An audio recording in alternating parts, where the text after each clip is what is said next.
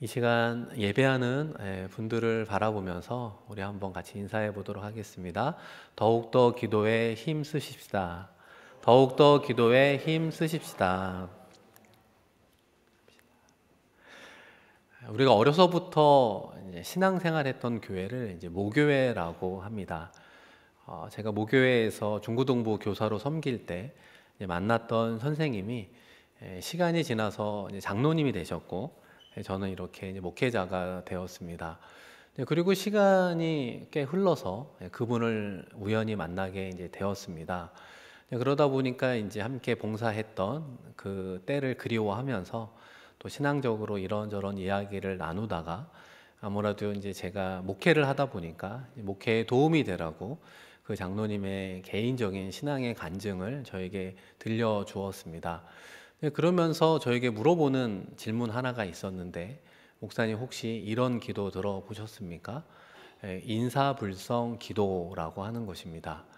여러분, 인사불성이라고 하는 말은 자기 자신에게 무엇이 일어나는지 본인이 인지하지 못하는 상태를 인사불성이라고 합니다. 좋은 의미로 쓰일 수도 있고 부정적인 의미로 쓰일 수도 있는데, 아무래도 이제 긍정적인 의미를 담아서 인사불성 기도, 그걸 아시냐고 저에게 물어보는 거예요.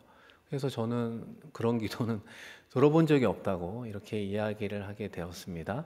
그러면서 그 장로님이 이제 자신이 그런 기도를 하게 된 배경을 설명하게 되었습니다. 그 당시에 그 장로님은 이제 사업체를 운영하게 되었는데, 처음에는 잘 되다가 어려움을 겪게 되기 마련 아니겠습니까? 그 어려움이 지속되고 힘들어지다 보니까 그분이 할 수 있는 모든 방법은 다 해보았지만 결과적으로 나아지지 않게 되자, 결과적으로 그 장로님이 마지막으로 찾은 곳이 어디였는가? 그것이 바로 성전이었던 곳입니다. 교회 예배당을 찾아 본당에서 기도하기 시작했는데, 그 기도의 시간이 밤 11시, 밤 12시 이렇게 늦은 시간에 본당에 찾아와 기도를 시작하게 되었노라 이야기를 하시는 거예요. 처음에 어떤 기도를 하셨는가? 그분이 하시는 말씀이 그냥 교회에 나와 아무도 없는 그 컴컴한 본당에서 기도하다 보니까 눈물이 나기 시작을 한다는 거예요. 눈물이 한두 방울 흐르다가 그것이 많아지면 대성통곡을 하게 되잖아요. 이제 그렇게 대성통곡을 얼마간 하고 나서 그리고 이제 집으로 돌아오게 되는 것입니다. 그러다 보니까 그분이 실제로 어떤 기도를 했는지, 자신이 무슨 내용으로 기도했는지조차 모를 정도로 대성통곡한, 그러다 보니까 이제 그 이름을 인사불성 기도 이렇게 붙이며 이야기를 하는 거예요. 얼마간의 시간이 지나고 하나님을 향한 기도도 쌓이게 되면서 놀라운 변화 중에 하나는 그 난제로 여겨졌던 사업의 문제들이 하나씩 하나씩 이제 해결이 되었다라고 이야기를 하시는 겁니다. 제가 그 장로님과의 대화 속에 이야기를 들어보면서 왜 장로님이 밤 12시 전후로 이 자정에 그 본당에 나아가 기도하게 되었을까? 생각해 보면 남자들의 그런 자존심이 있을 수 있잖아요. 다 같이 있는 자리에서는 기도하고 싶지만 크게 기도하지 못할 수도 있고, 사실은 울고 싶지만 그 눈물을 참는 그런 특징들을 가지고 있다 보니까 아무도 없는 고요한 시간에 홀로 본당에 찾아 말을 할 수 없는 상황 가운데 울음으로써 하나님 앞에 자신의 생각과 마음을 토로한 것이 아닌가. 그것이 깊어지다 보니까 대성통곡하게 되고, 도대체 무슨 기도를 했는지 알 수 없는, 어떻게 보면 그 나름의 깊은 기도를 하고 돌아간 그분의 모습이 상상이 되었습니다. 그 장로님의 이야기를 들으며 저에게도 동일하게 물어보게 되는 거죠. 내가 이런 대성통곡하며 기도한 적이 있었는가? 더 나아가 나도 인사불성이라고 말할 수 있는 기도자였는가 생각하게 된다는 것입니다. 이 사랑하는 성도 여러분, 여러분의 신앙의 여정을 뒤돌아보면 여러분은 언제 진짜 진정한 기도를 했다고 생각하십니까? 과거를 뒤돌아보면 우리 입술을 통해 나오는 진정한 기도는 우리의 인생의 막다른 골목길에 봉착했을 때 나오는 것이 아닌가 다시 한번 생각하게 된다는 거예요. 우리는 참 신기하게도 조금이라도 상황과 환경이 나아지잖아요. 절대로 하나님을 향한 진정한 기도가 나오기가 쉽지 않다는 것입니다. 그러나 우리의 상황과 환경이 이제는 끝이구나, 희망이 없구나, 정말 마지막이구나, 심지어는 죽겠구나 라고 여기는 그 순간 나도 모르게 성전을 향하여 걸어오는 그 발걸음을 하나님께서는 귀한 기도의 여정으로 보아주신다는 거예요.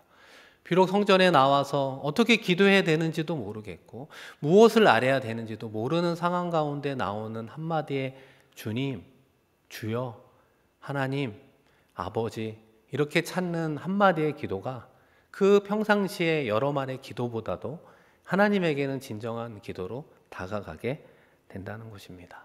때로는 아무런 기도조차 할 수 없이 그냥 흐르는 눈물만 흐르고 돌아가는 발걸음도 하나님께서는 가장 귀한 눈물의 기도로 보아 주신다는 것입니다. 오늘 말씀의 주인공 히스기야도 바로 그런 상황과 환경 속에서 그런 진정한 기도를 올린 이 대표적인 이스라엘의 왕이라고 이야기할 수 있습니다. 여러분도 히스기야라고 하는 왕의 이름은 여러 번 들어보았을 것입니다. 하나님께서 얼마나 그 히스기야를 사랑하는지 다윗 이후로 이런 왕을 보지 못했다 평가해주는 정말 몇 안 되는 하나님 보시기에 선한 왕이었습니다. 그런데 히스기야가 왕이 되었을 때의 나이는 25살이었습니다. 젊은 나이잖아요. 그러다 보니까 하나님을 사랑하는 마음으로 좋은 의미의 그 열정을 가지고 사실은 종교 개혁을 단행했던 왕으로 유명하다는 것입니다.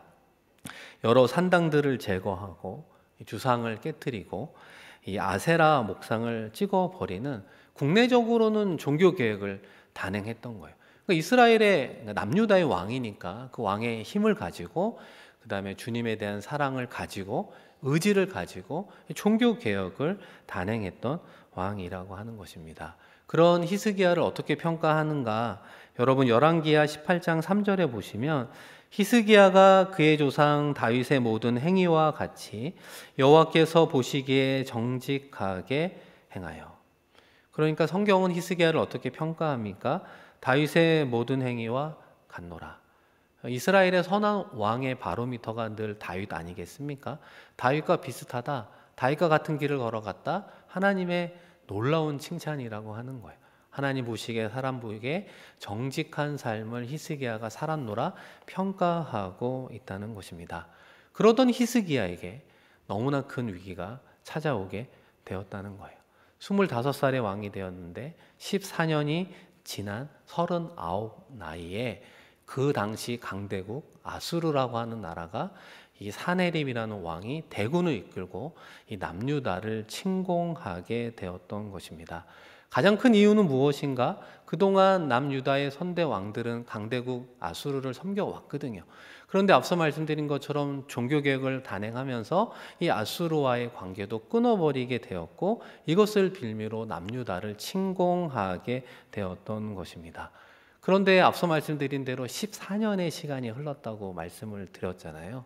39의 히스기야는 이 남유다를 침공한 아수르의 왕 사네립과 어떤 관계로 이 대외적인 문제를 풀어나가느냐, 너무나 아쉽게도 신앙적이지 않는, 우리가 흔히 말하는 세상적인 인간적인 방식을 도입하는 것을 보게 되더라. 몇 가지 정책이 나오는데 그 중에 하나가 유화 정책이거든요. 여러분 열왕기하 18장 14절 말씀입니다. 우리 한번 화면을 보면서 같이 읽어보겠습니다. 유다의 왕 히스기야가 라기스로 사람을 보내어 아수르 왕에게 이르되 내가 범죄하였나이다. 나를 떠나 돌아가소서. 왕이 내게 지으시는 것을 내가 당하리이다 하였더니 아수르 왕이 곧 은 300달란트와 금 30달란트를 정하여 유다 왕 히스기야에게 내게 한지라. 그러니까 히스기야가 어떤 선택을 했느냐? 남유다의 대사를 그 아수르의 왕 사네립에게 보냈던 거예요. 보내면서 용서해 달라 이렇게 이야기를 하는 겁니다.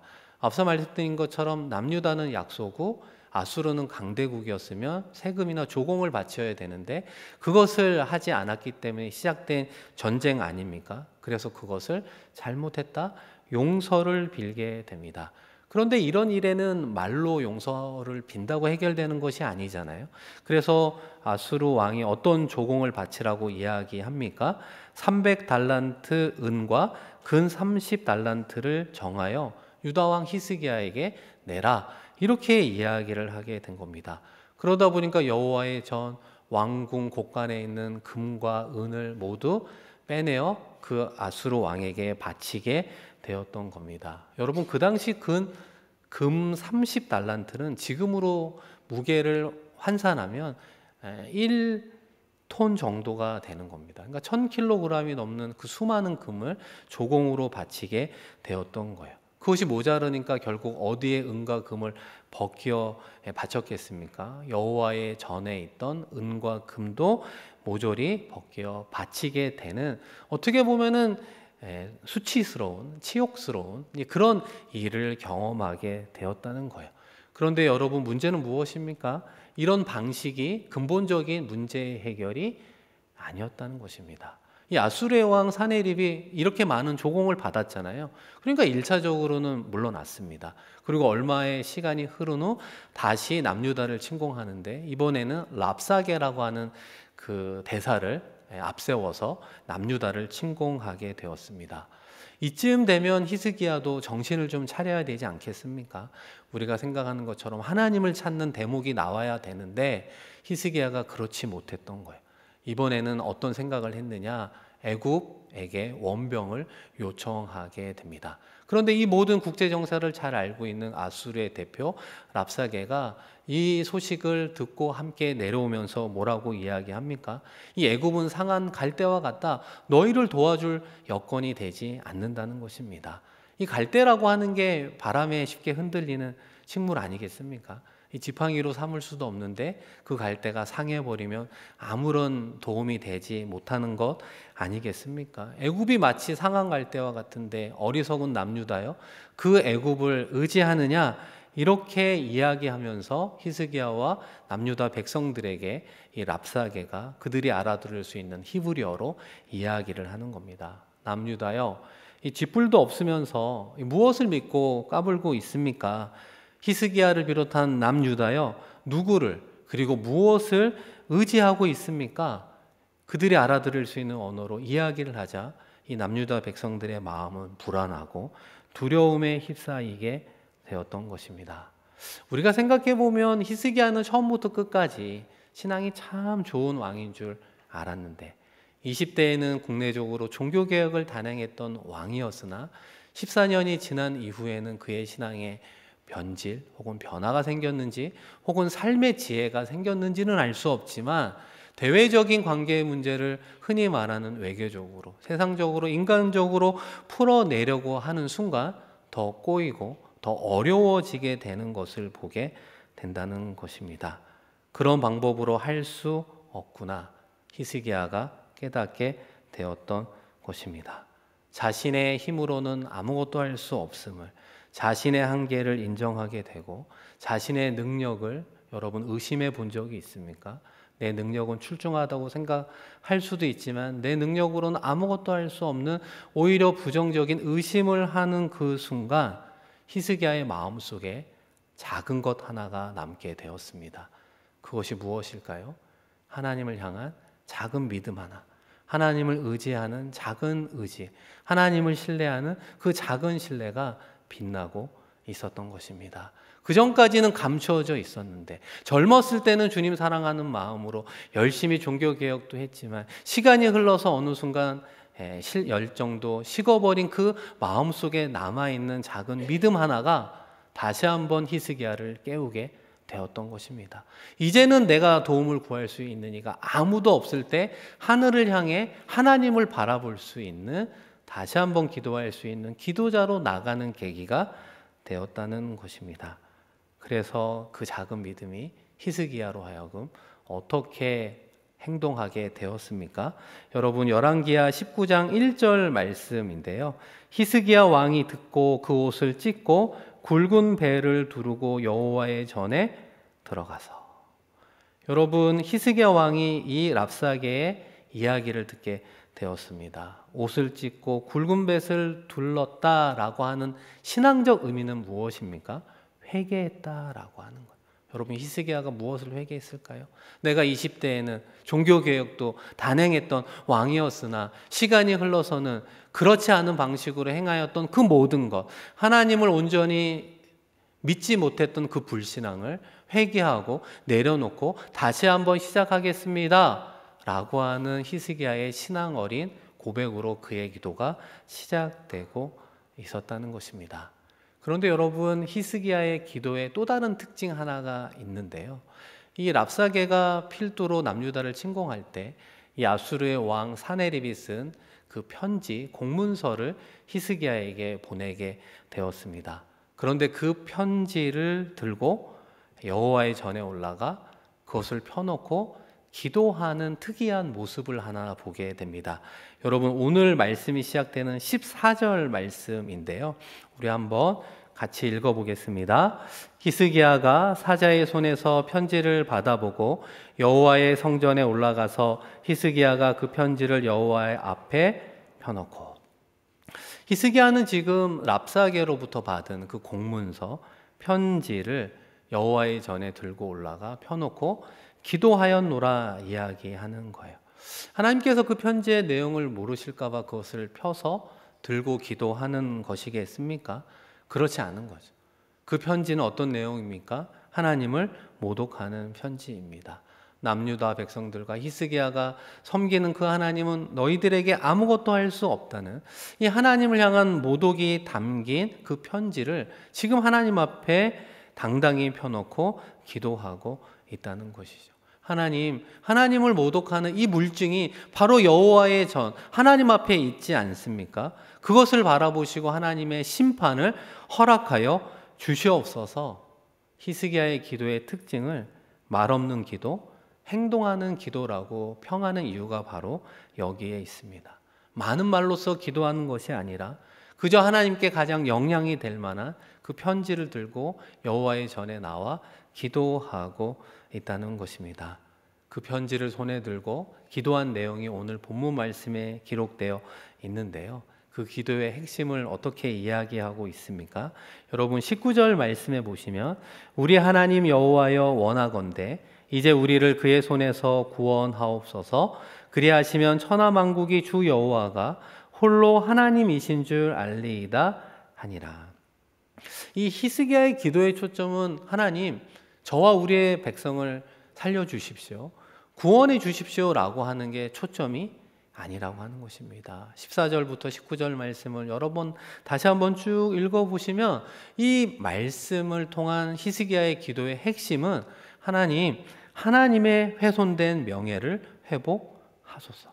지금 아수르의 왕 사네립과 그 랍사게가 이 편지를 통해 하나님을 모독하고 있습니다. 하나님의 실추된, 하나님의 훼손된 명예를 회복시켜 주옵소서. 회복하십시오. 그리고 그 부스러기의 은혜가 있다면 남유다에게 구원이 되는 것 아니겠습니까? 이렇게 하나님 앞에 기도하며 나아가게 되었습니다. 사랑하는 성도 여러분, 히스기야가 편지를 들고 올려드린 그 기도의 최종 결과는 어떠합니까? 여러분, 열왕기하 19장 35절 말씀인데요. 우리 한번 같이 읽어보겠습니다.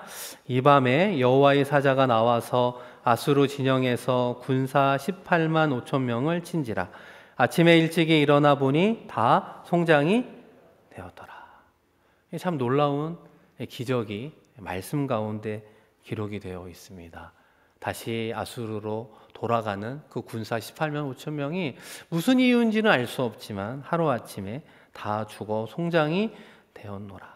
하나님의 방식, 하나님의 놀라운 기적으로 남유다에게는 구원을, 히스기야에게는 기도의 응답을 허락해 주었습니다. 이 사랑하는 성도 여러분, 히스기야의 이런 편지를 들고 이 기도하는 모습을 보면 생각나는 분이 한 분이 계십니다. 여러분, 한국의 창작 뮤지컬 가운데 이 마리아라고 하는 이름의 작품이 있습니다. 2004년에 시작이 되었던 뮤지컬 작품인데요. 20년이 넘는 지금까지도 사랑을 받으며 꾸준하게 무대에 오르는 작품 중에 하나입니다. 2004년에 시작이 되어서 흥행을 하게 되고 결과적으로 2006년에 미국의 브로드웨이까지 초청받았던 그런 작품이기도 합니다. 그런데 그 마리아라는 제목의 작품을 대본을 쓰신 분이 그 당시 유혜정 작가입니다. 지금은 이제 영락교회 권사님으로 신앙생활을 하시는 분인데요. 이분의 이제 간증을 들어보면 이렇습니다. 이 유혜정이라는 권사님이 처음부터 그리스도인은 아니었거든요. 남편의 경제적인 어려운 가운데 신앙생활을 시작하게 되었고 영락교회에서 이제 신앙생활을 하며 이제 교회 봉사까지 하게 되었던 것입니다. 그런데 이 유혜정 권사님의 원래 전공은 이 대본을 쓰는 작가가 아니라 이 연기, 이런 배우하는 사람이었습니다. 그러다 보니까 문화선교부에 들어가서 이런 기독교 작품들을 준비해서 이제 봉사하는 일을 하게 되었는데, 뭐 교회 안에 이런 프로페셔널한 분들이 많이 계신 건 아니다 보니까 이분이 작품까지 대본을 쓰고 연극까지 하게 되는 여러 일들을 하게 되면서 이런 대본을 처음에 쓰게 되었다고 이야기를 하십니다. 그러다가 이분이 이제 신약 말씀을 쭉 읽다가 등장하게 되는 마리아를 보게 되었고, 이 마리아를 소재로 대본을 쓰면 좋겠다 이런 생각이 들어서 쓴 작품이 바로 이 마리아라고 하는 작품입니다. 그런데 이것이 뭐 처음부터 이런 어떤 극장에서 이 무대에 올려진 것이 아니잖아요. 그러다 보니까 찾아가는 곳마다 이 대본을 보고 다 거절을 하게 되었던 거예요. 그러다 보니까 이분은 참 좋은 작품이라고 생각을 하니까 이걸 어떻게 해야 되나 생각하면서 이분이 이제 금요기도에 나오게 되었는데, 이 대본을 가지고 교회에 나오기 시작을 했습니다. 그러면서 처음에는 그냥 대본을 두고 기도하고 돌아갔습니다. 그 다음 주 금요일이 되어서 또 기도회를 하는데, 이 개인 기도하는 시간이 될 때 이 대본을 들고 하나님께 기도하기 시작을 했습니다. 참 중요한 작품인 것 같은데 하나님 선하게 사용하여 주옵소서. 이제 그렇게 시간이 흐르고 지나가게 되었습니다. 매주일 금요일이 되고 개인의 기도의 시간이 다가와 이 대본을 들고 기도하지만 이 몇 개월이 지나도 이 뮤지컬을 올려주겠다고 하는 사람을 만날 수가 없었습니다. 시간이 얼마나 흘렀을까요? 그분의 간증을 들어보면 3년이라는 시간이 흘렀다고 합니다. 3년이라는 긴 시간 속에 그 김유 기도회를 올 때마다 이 대본을 가지고 개인 기도할 때마다 그 대본을 들고 하나님께 기도하고 집으로 돌아간, 여러분 이 3년여의 긴 시간을 한번 생각해 보면 어떻겠습니까? 이것을 그만두고 싶은 마음도 많이 있지 않았을까요? 포기하고 싶기도 하고 하나님의 응답하지 않는가 보다 내려놓고 싶은 마음도 있었을 수도 있지만, 그것을 포기하지 않고 계속해서 금요기도에 나와 대본을 하나님께 올려드리며 기도하기 시작한 지 3년이 지났을 때 어느 기획사의 지인을 통해 이 대본이 들어가게 되고, 이거를 보고 대학로의 소극장에서 처음으로 무대에 서게 되었다는 거예요. 그런데 이게 좋은 작품이라고 하는, 소위 말하는 입소문이 타기 시작하면서 대학로의 소극장에서 시작하여 그해 예술의 전당까지 올라가게 되고 2006년도에는 미국 브로드웨이까지 초청받아 가게 되었다라고 하는 겁니다. 그러면서 그분이 그런 이야기를 하시더라고요. 왜 하필 3년이라는 시간이 필요했을까? 생각해보면 너무 긴 시간 아니겠습니까? 한 가지의 기도의 제목을 가지고 매번 3년의 시간 속에 기도한다는 것 정말 어렵고 정말 힘든 그런 신앙의 모습 아니겠습니까? 그런데 그분이 하셨던 말씀이 그 3년의 시간을 통해 이 작품이 이렇게 알려지고 사랑을 받은 것도 너무나 감사하지만 그 3년의 시간 속에 무엇보다도 자기 자신이 변화되었다라고 이야기를 하는 거예요. 자신의 힘으로 대본을 쓰는 줄 알았는데, 자신의 능력으로 쓰는 줄 알았는데 그 모든 것들을 빼는 시간이었나 봅니다. 그 모든 것을 내려놓고 하나님을 의지하고 하나님의 때와 하나님의 일하는 방식의 모든 것을 맡겨놓는 것을 배우게 되었습니다. 결과적으로 하나님은 우리의 인생길을 가장 선하게 인도하십니다. 그런 간증을 듣게 되었습니다. 이 사랑하는 성도 여러분, 여러분의 삶의 자리, 여러분의 상황과 환경 속에 가장 중요한 이슈가 있다면 무엇이 있습니까? 이직을 하느냐, 사업을 하느냐, 이 자녀들을 어느 나라에 유학을 보낼 것인가, 누구를 만나 결혼하고 대학을 졸업하고는 어떤 직장에서 일을 해야 되는가. 우리는 인생 가운데 수많은 중요한 이슈와 상황과 기로 앞에 서 있습니다. 여러분은 어떤 기준을 가지고 선택하며 그 모든 문제를 어떻게 해결하며 나아가고 있습니까?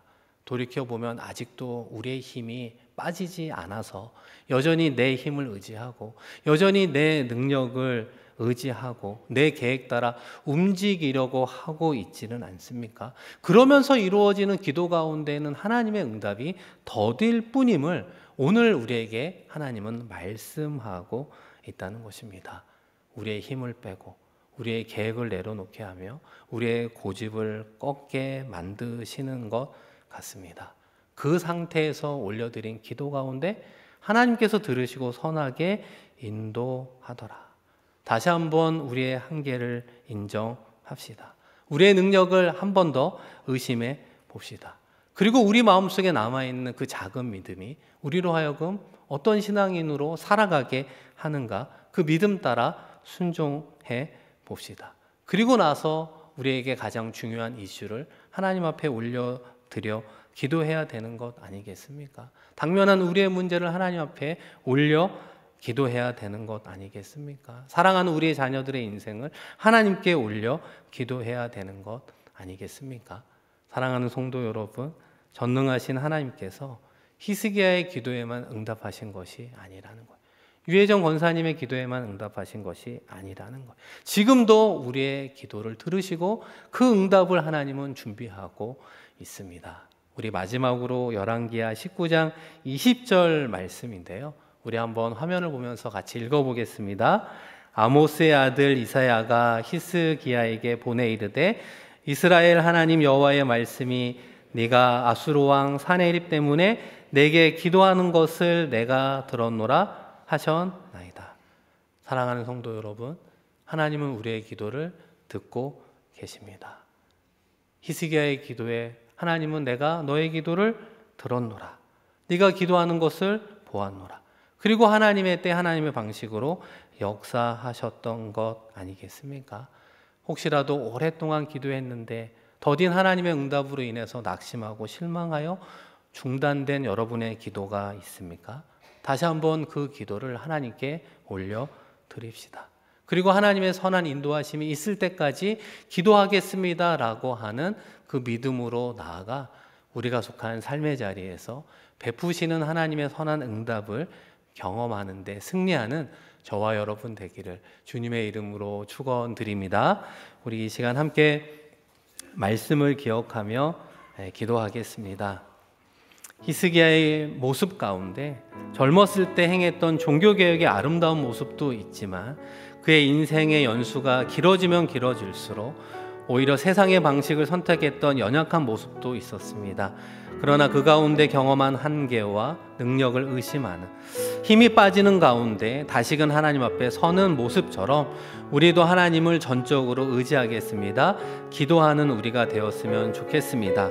아울러 장례 가운데 있는 임효정 집사님, 또 장례를 마무리한 우리 최남숙 집사님 위로하여 주시고, 특별히 육신의 질환으로 어려워하고 있는 우리 지체들에게 하나님 포기하지 않고 기도하며 치료받으며 건강의 회복의 은혜를 더하여 주옵소서. 연약한 지체 가운데 베푸실 하나님의 은혜의 응답을 위해 이 시간 마음 모아 하나님께 기도하며 나아가겠습니다.